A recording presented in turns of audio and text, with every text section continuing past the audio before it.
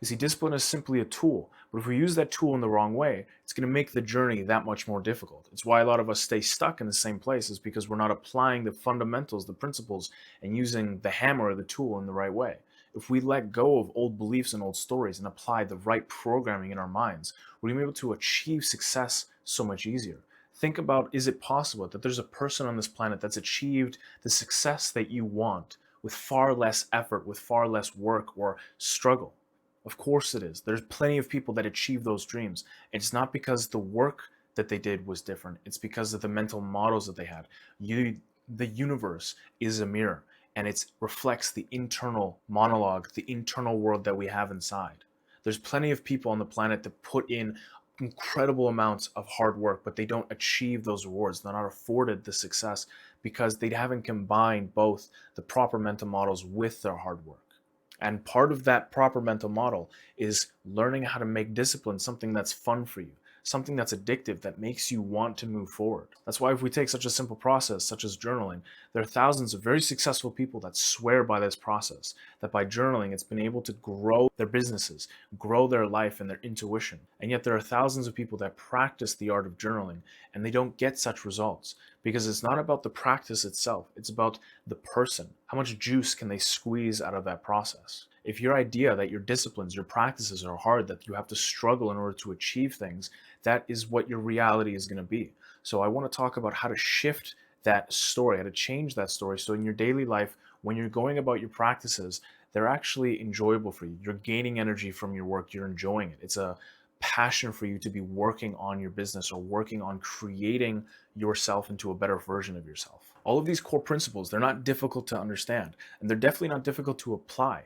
It's simply by applying them consistently. Just like when you go to the gym, you lift the weights, it is about consistent applied practice. There's that statistic that in 10 years, someone with a fit body will be more rare than a Rolex. And it's not because the fit body is hard to obtain, it's that applying those fundamentals consistently over years is where people fall off of.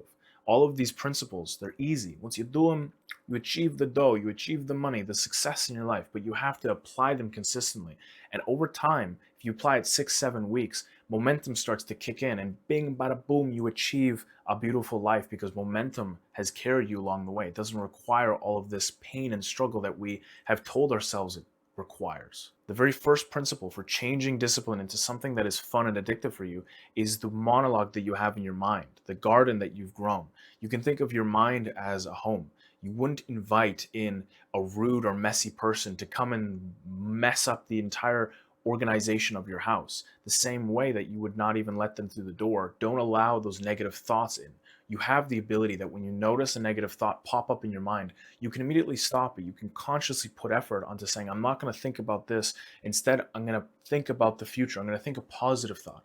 And by rewiring, by doing that consistently, your brain will start to do that naturally. You won't need to put in the conscious effort of saying, okay, I don't need to think about the negative. I'm going to think about the positive. Naturally, you will start to think about the positive, and then you'll recognize that you're thinking about the positive, and this builds that momentum, and it pushes you towards where your garden is growing beautiful fruit trees. There's no more weeds in the garden because you've plucked all of them out. But just it's the beginning stages that no one sticks onto, even though it's very simple, very basic. And it's especially important not to allow these negative thoughts about your processes, about your disciplines to infect your mind. If we think about an example, someone who set a New Year's resolution. They're going to go to the gym 5 days a week and they're going to lose the weight and start to put on some muscle. The first week, they're pumped up. They wake up, they're like, I went to the gym, I'm pumped up, let's go. They're invigorated, they're full of life and energy to go and tackle the rest of the day. Second week comes around, it's a little hard to wake up, but they still go after it.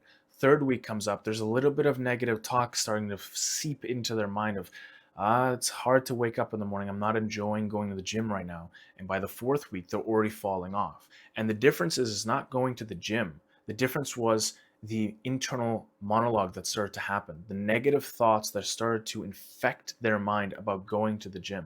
You have to consciously be aware that those moments will start to happen, especially towards the middle part of you learning the process. Consciously, you have to take out those weeds and not allow yourself to self-doubt your process, to self-doubt the enjoyment, and consciously put back the thought of positivity. If you're thinking to yourself, I don't want to go do these things, you have to then pick out that weed, pick out that thought, and instead implant the thought of, I'm going to do this because I'm strong enough to go do this thing. This is the very first process of building that foundation in the right direction. And that leads me on to the second principle of owning whatever process or discipline that you're doing. It's not just a monotonous process that you've put into your schedule. You have to own it. If it's journaling, making sure that you have almost a ritualistic process. Your desk is clean. You're doing it at a certain period that you're doing it at a certain period in the day. Maybe you light an incense. You're getting into the mood. You're owning the process of journaling. It's not just, okay, morning times I have to journal. I don't really want to do it.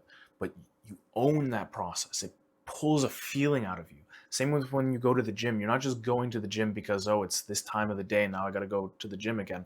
You're owning that process. You're allowing yourself to build up that motivated feeling within yourself. When you own your process, you'll be able to own the rewards that come with the process. But if you don't own that process, you won't own the rewards. They'll be robbed from you. You have to own the process. What are you doing?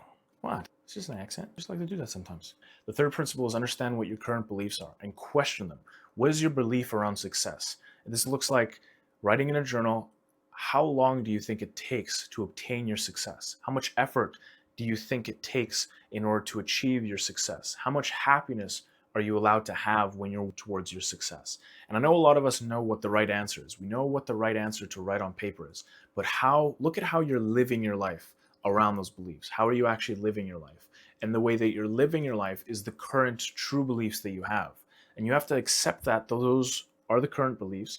And now you have to figure out how to change and shift those beliefs. So if you might understand that it doesn't need to take years and years in order to achieve your success, but you're working and the way that your day-to-day life looks is exactly how someone who would have that belief lives. So you have to change your belief and live your life like someone that believes that they're able to be happy and enjoy the process of obtaining the success. You see, with all of the information on the internet, we fall into the trap of knowing the right answers, but not actually applying the information. So the information never becomes lived experience, it never becomes true wisdom, because we just have it up in the head. It's like book knowledge, but it's not a lived experience.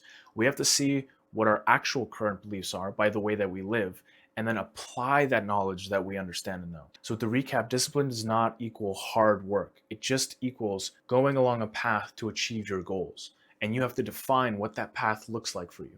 And by changing the foundations, you're able to shift those settings around in your mind about how you interact with reality and how reality interacts with you. Change the garden of your mind. Don't allow weeds and negative thoughts to infect your mind around your day-to-day life, and especially around the processes and those disciplines, those businesses, those relationships, those characters that you're growing and working on. Own those processes. Don't allow them to own you. Own them through creating rituals, through allowing a feeling to be evoked out of you when you're going through the motions. And number 3, question your beliefs. See how you're actually living your life and apply the knowledge that you already know. Fix your beliefs and you'll fix how you live your life. I'll see you in the next one.